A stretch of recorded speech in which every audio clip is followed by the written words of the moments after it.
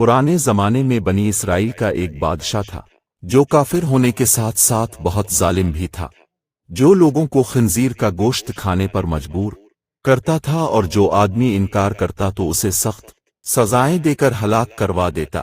इस जमाने के सबसे बड़े आबिद को बादशाह के पास लाया गया। लोग इस आहिद के मर्तबे और फजीलत से आगाह थे। लोग नहीं चाहते थे कि इस आबिद बुजुर्ग को बादशाह की तरफ से कोई तकलीफ पहुंचे।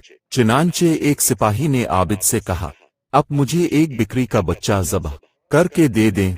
जब बादशाह कहेगा कि इस आबिद के सामने खंजीर का गोश्त रखें तो मैं वही बिक्री का गोश्त आपके सामने पेश करूंगा। बादशाह ये समझेगा कि आपने इसकी ख्वाहिश के मुताबिक खंजीर का गोश्त खा लिया और इस तरह अब भी हलाकत से महफूज रहेंगे।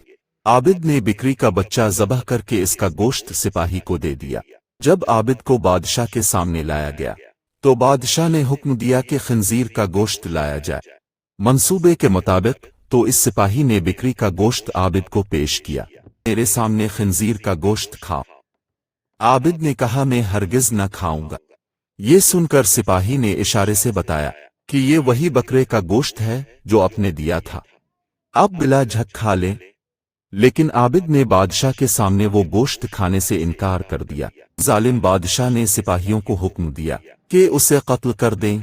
जब आबिद कत्ल के लिए जाने लगे तो वही सिपाही करीब आया और कहा, अपने गोश्त क्यों न खाया? बाखुदा ये वही गोश्त था जो आपने दिया था।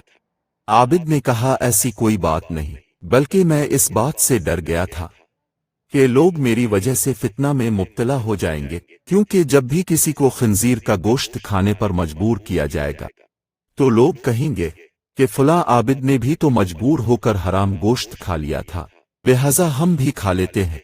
इस तरह लोग मेरी वजह से बहुत बड़े फितने में मुब्तला हो जाएंगे और मैं लोगों के लिए फितना हर गज बनाना नहीं चाहता हूँ। ये कहकर वो आबिद खामोश हो गया और जल्लाद ने उसका सर तन से जुदा कर दिया गया।